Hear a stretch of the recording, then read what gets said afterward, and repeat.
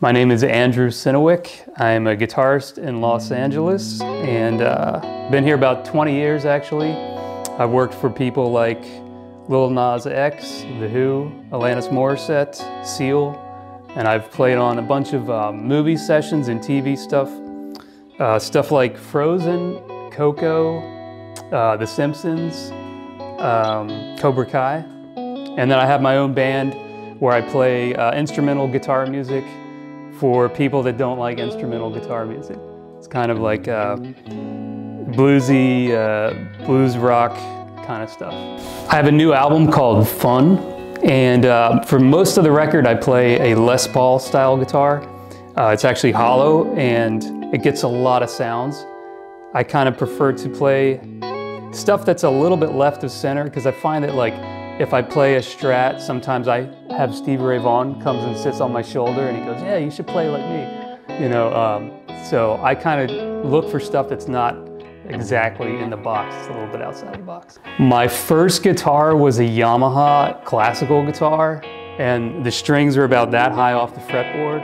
So yeah, I still have it actually. And it's great. I love just looking at that thing and, you know, remembering, you know, connecting with that little kid that started playing guitar. One of the guitarists who inspires me that I feel more people should listen to is Cheryl Bailey. She's a guitarist in Boston, and I took a lesson from her when I was about 16, and like she totally kicked my ass, but it was great. I learned a lot, and just her passion and dedication to her craft was really inspirational to me. I do try and check out non-guitar oriented music. There's a band called Keen, and it's nice listening to them because actually it's one of the few things my wife and I can agree on to listen to together.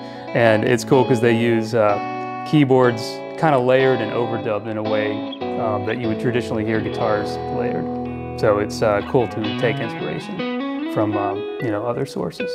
When I'm dialing in my sound, one of the things I'm always trying to do is keep it from being too ice picky when you're playing up high, but then also, you know, conversely, I don't want it to be too flabby and you know, tubby sounding when you're playing low on the guitar.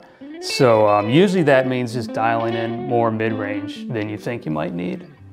So I just walked in today and picked up both these guitars, having never really seen them or played them before. And the first thing that struck me was like, oh cool, it's not just a copy of something I've seen a million times.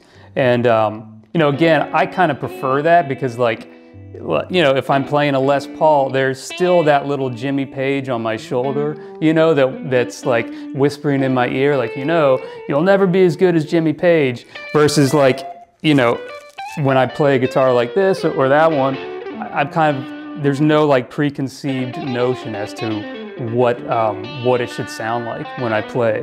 And that's really liberating, you know. I mean, I feel like I could do a whole record on these two guitars. This one with the 3 single coils, I was struck by, actually, first of all, how quiet the guitar. You remember I was like, wait, are these noiseless single coils? So I thought that was pretty cool, and it sounded very stratty, which was nice. It was very inspiring, actually, to play. And then, and this guy really struck me as like something I could feel comfortable doing like lead stuff with, being a 2 humbucker guitar. That's kind of where I gravitate towards, you know, and yeah, it felt instantly comfortable.